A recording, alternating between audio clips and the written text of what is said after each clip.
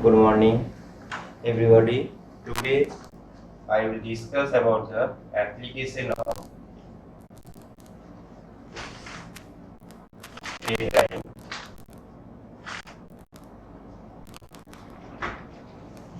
in food processing.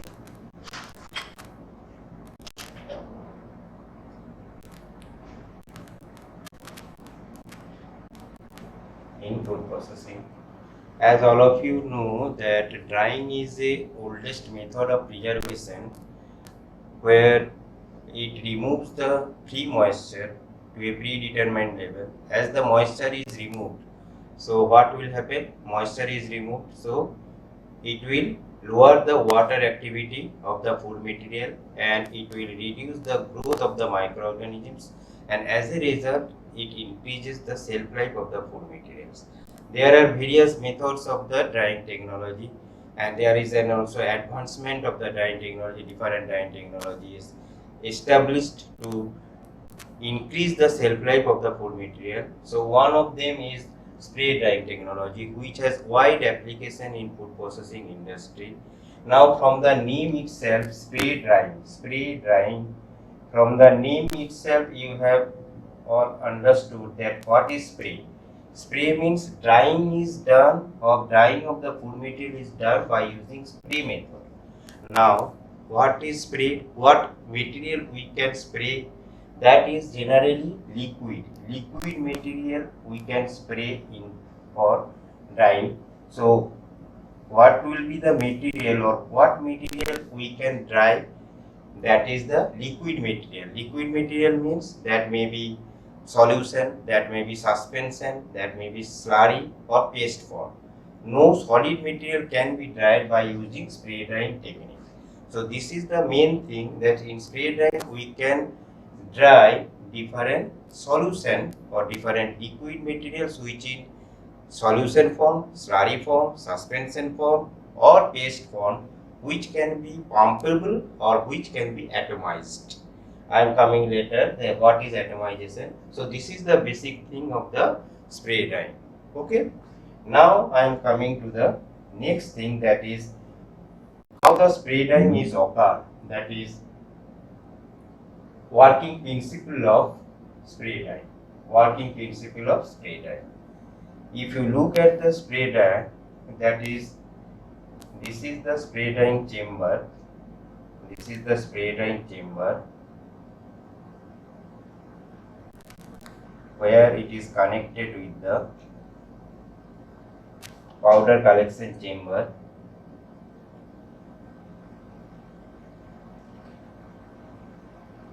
And here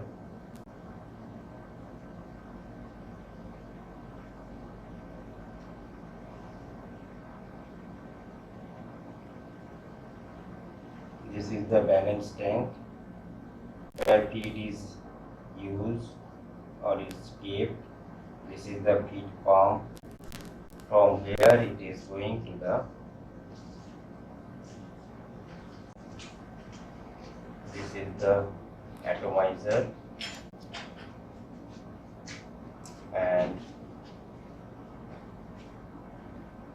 here is ambient air through air filter. It is going to the air distribution box,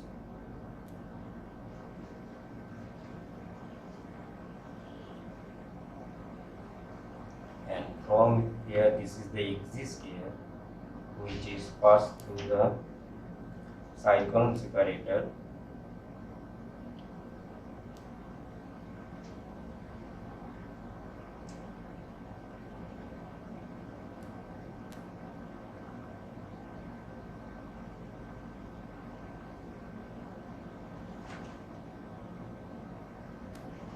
From cyclone separator, this is cloth filter, and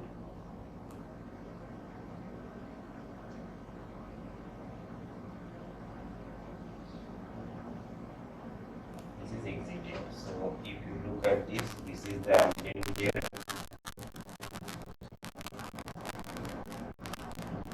This is air filter. This is clearance tank. This is feed pump.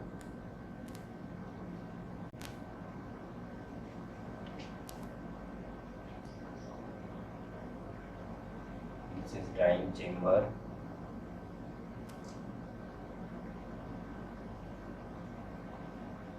And this is atomizer, which is heart of the spreader. And this is air.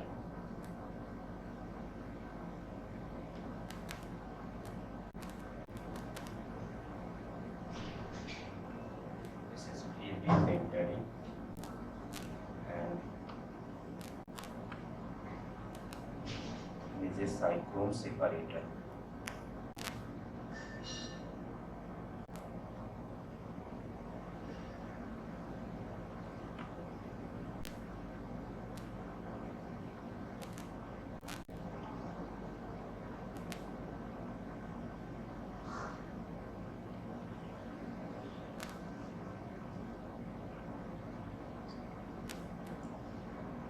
Powder collector.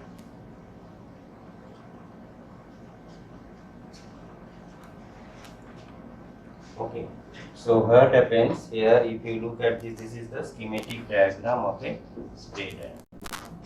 Schematic diagram of a spreader.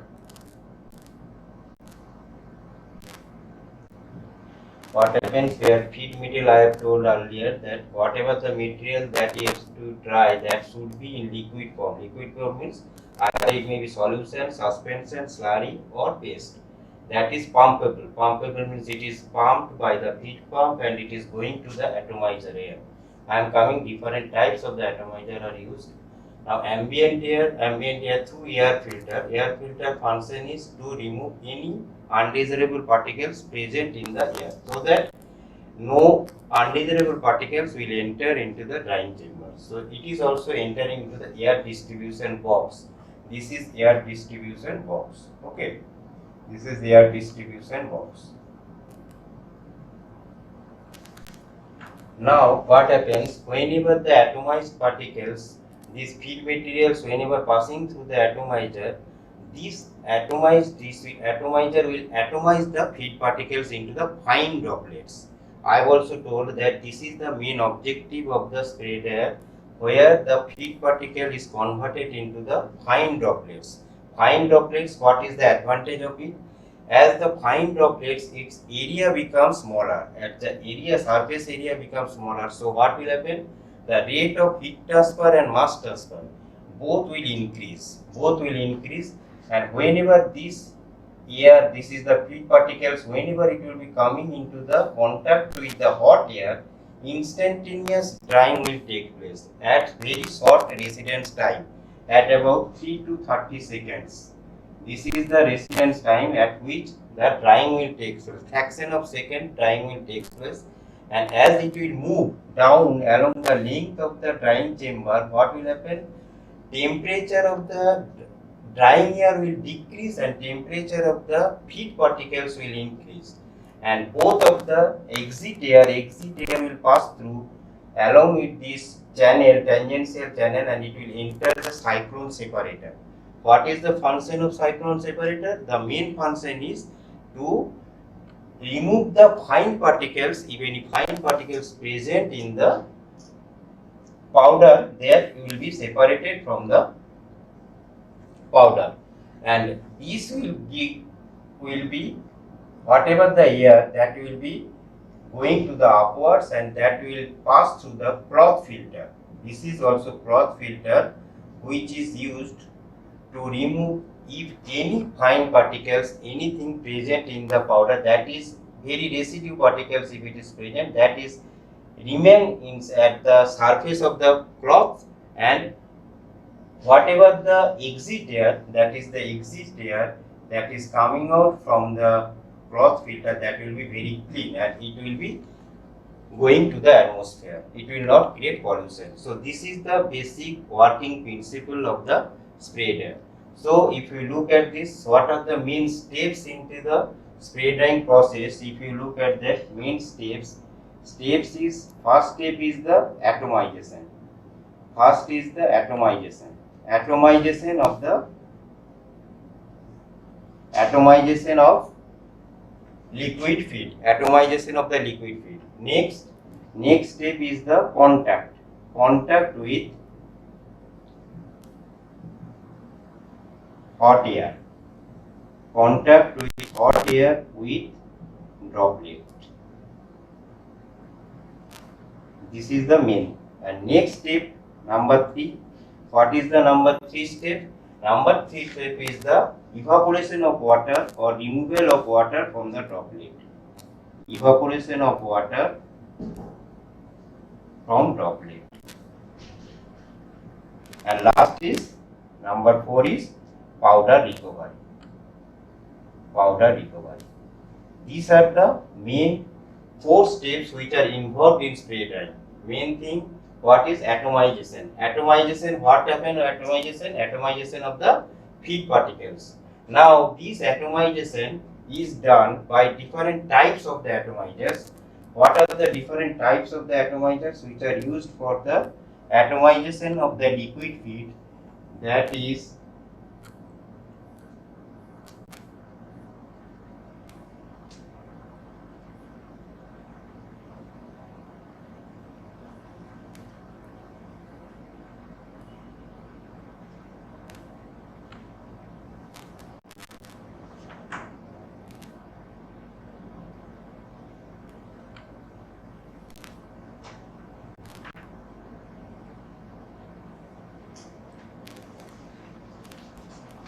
different types of atomizers. What are the atomizers? Number 1 is rotary atomizers.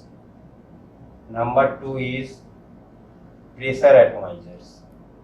And number 3 is pneumatic to fluid atomizers. These are 3 commonly used atomizers which are used in spray drying.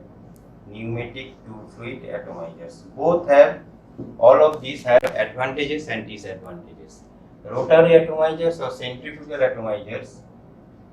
Rotary atomizers and centrifugal atomizers are just like there are 2 discs which are rotating at same speed but at high velocity, high RPM, that is 3600 to 21,000 RPM. And whatever the liquid feed which is to be atomized, that enters at the mid space between the rotary atomizers, and whenever it will be coming out from the rotary atomizer, it will follow the trajectory for the horizontal trajectory. As a result, what will happen? This rotary atomizer will have, whenever we will use rotary atomizer, this will have the diameter of the spray drying chamber will be larger than the length of the drying chamber, because it is following the horizontal trajectory of the liquid droplets. And as a result, generally length and diameter for drying chamber is kept almost equal. Okay. Now, rotary atomizer, there is one disadvantage is that whenever the rotary atomizer is used in spray dryer, what will happen? The powder, whatever the liquid droplets that is coming out from the rotary atomizer, that contains or that will having low bulk density. Low bulk density, as a result, what will happen? Due to this low bulk density, it will have low reconstitution property. Low reconstitution property, which is not desirable. And in case of pressure atomizer, what will happen? It will use an orifice, just like this type of orifice, where liquid feed is pressurized and it is passing through this orifice, that is nozzle, and after that it is spray cone angle. This spray cone angle varies between 40 degree to 60 degree, and as a result, it will follow the vertical path. And this, due to this, what is happening? It is generally length of the drying chamber is generally kept as just less than the diameter. And one thing, another advantage is that there is no reconstitution or property of the powder that is not happening if we use the pressure nozzle atomizer or pressure atomizer. Another thing is that the diameter of the liquid droplets, that is also becoming larger after using the pressure, that is about 80 micron or higher. 80 micron or higher particle size is used. Okay, so this is the thing. And pneumatic two fluid atomizer, what happens in pneumatic two fluid atomizer? Generally two types.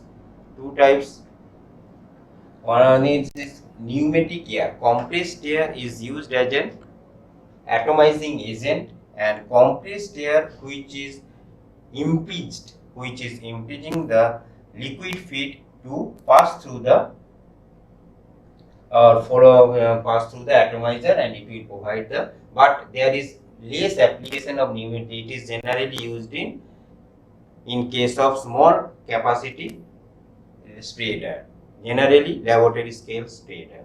Okay, pneumatic tube fluid atomizer. This has not wide application because due to the wide variation of the sprayed air, dried particles, and another thing is due to the expensive high cost of the compressed air. For these things it is not used. Okay, these are the different themes of or different atomizers are used in case of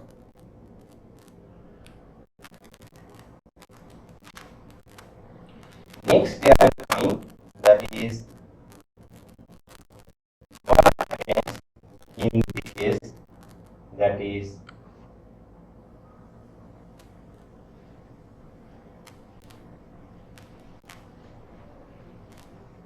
psychrometric representation. Psychrometric representation of spray drying.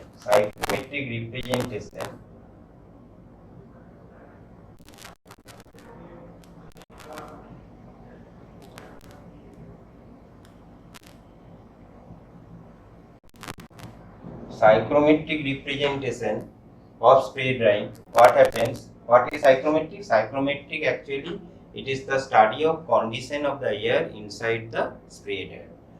If we look at the psychrometric chart, this is the psychrometric chart where it has been, this is the 100% RH line, this is the 100% RH line, and here it is dry bulb temperature in degrees centigrade, and this is the humidity, absolute humidity. Why? This is the absolute humidity.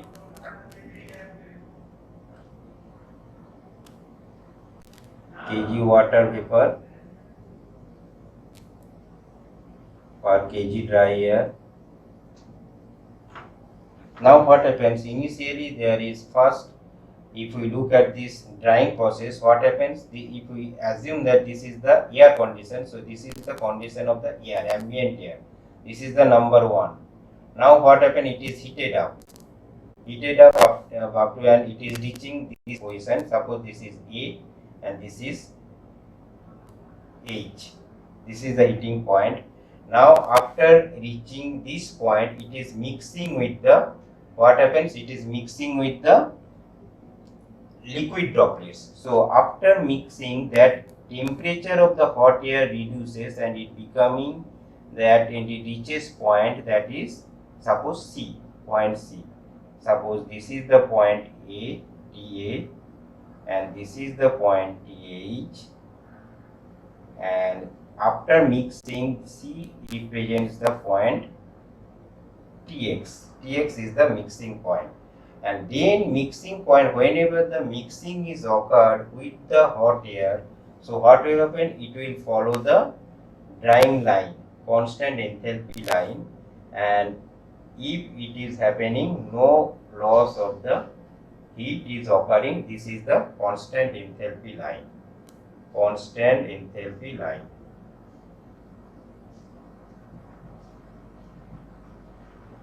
Constant enthalpy line or wet bulb temperature line. Wet bulb temperature line.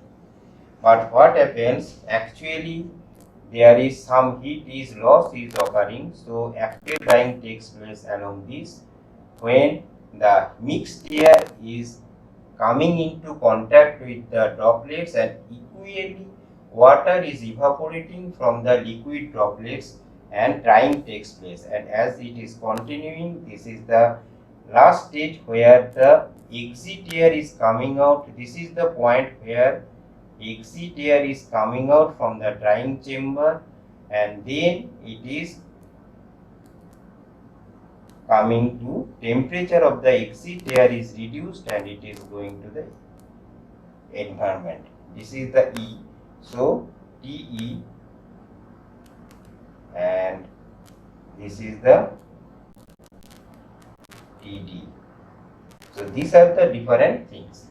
Now what will happen if you look at this, if you know the psychrometric chart, psychrometrically what is the advantage of psychrometric chart? If you know the psychrometric, you can calculate the heat utilization efficiency, thermal efficiency, as well as drying time calculation you can do.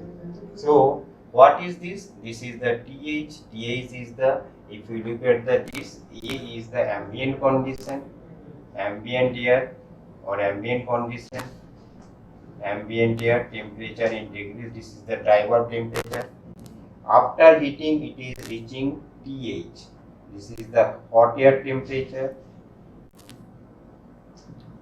Hot air temperature in degree centigrade. Next TX. TX is the, what is the TX? TX is the mixed air temperature. Mixed air temperature. Mixed air temperature. And D point, that is TD.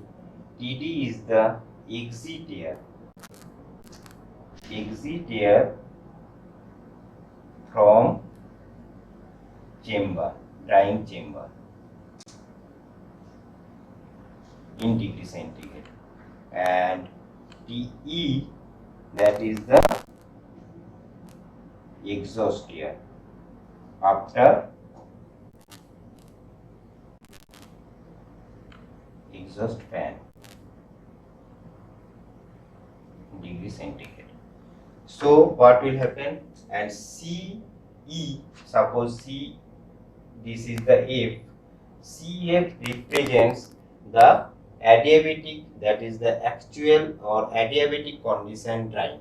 Adiabatic condition drying means that is the no heat loss is occurred from the dryer, but it is not possible. Generally, actual drying is taking place along the line CD. Actual drying taking place along the line CD. Okay. And D point represents the TD, that is the thing. So from this psychrometric chart, we can calculate what will be the drying efficiency or heat utilization efficiency of the dryer. If you look at this, whenever the ambient air is heated, its absolute humidity remains constant. Absolute humidity, that is the Y. Y remains constant, but whenever it is mixed with the spray droplets, so what will happen? Similarly, absolute humidity remains constant, but temperature, dry bulb temperature is reducing. From H to C, it is coming Tx. Again, when drying takes place along the CD, what is happening? This is the CD. CD is generally, if you look at this, CD is representing, this is YA, YA, and this is the YB. What is YB or O? That is the after drying, that is the absolute humidity of the air coming out from the drying chamber, YD or YB. So what is the absolute humidity is increasing after the drying. Absolute humidity is increasing after the drying. So what will be the amount of heat required? So if we look at this, so if we write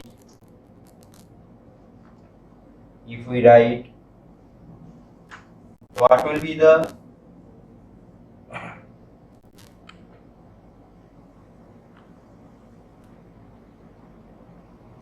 heat utilization efficiency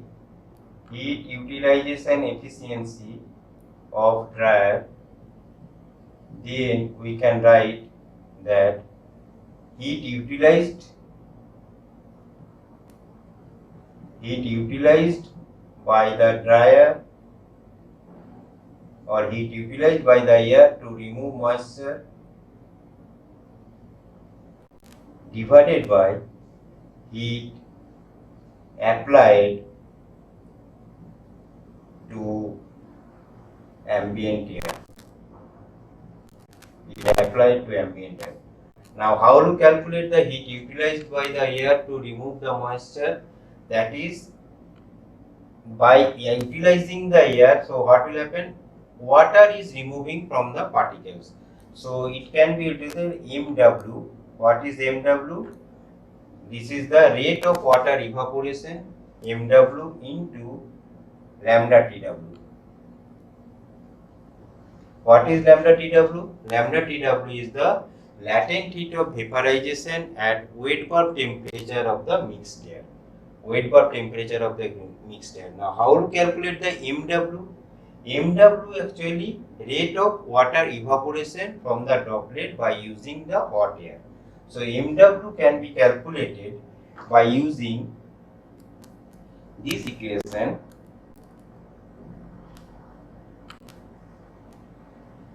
MW is equal to, you can write, MW is equal to, what is MW? MW is equal to kg water per second. Kg water removed per second. So, what we can write? MB, that is the MD into YB minus YA. This is by this. What is MD? MD is the mass flow rate of the mixed air, what is used for the drying purposes. That is kg dry air per second. Kg dry air per second. And YB I have told. What is YB? YB is the absolute humidity of the exit air coming out from the drying chamber. And YA is the absolute humidity of the ambient air. So, by this we can calculate the MW. And what is lambda TW? Lambda TW we can calculate by using 250001 plus 1.88 TW minus 4.19 TW. Okay, where 2501, that is 2501 is latent heat of vaporization of water at 0 degree centigrade, and 1.88 is the specific heat capacity of the water vapor. Water vapor, that is kilojoule per kg dry air. Unit will be kilojoule per kg dry air. Unit is must. Kilojoule per kg dry air, and 4.19 is the specific heat capacity of the water, liquid water. So, by this you can calculate. So, TW I have told you earlier. This is the weight bulb temperature of mixed air. Weight bulb temperature of mixed air. Okay. So, by this you can calculate this. Now, what is now heat applied to the ambient air?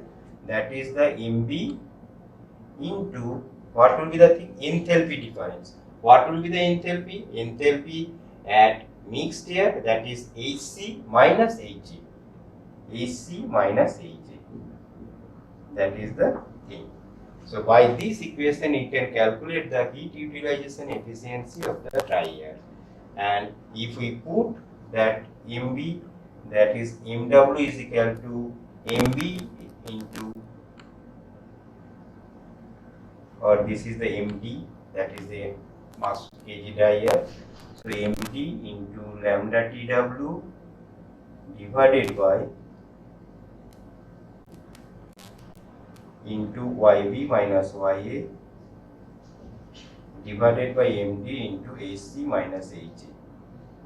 So, MD will be cancelled. From this you can calculate this lambda TW into YG minus YA divided by AC minus HA. AC is the enthalpy of the hot air or mixed air at point C. What is the point C? C is the mixed air condition and A is the ambient air condition. Okay. So, by this you can calculate. Now, AC is equal to, what is AC? AC is equal to, how to calculate the AC? AC is the enthalpy. Enthalpy unit is kilojoule per kg dry air. Kilojoule per kg dry air. So, AC can be calculated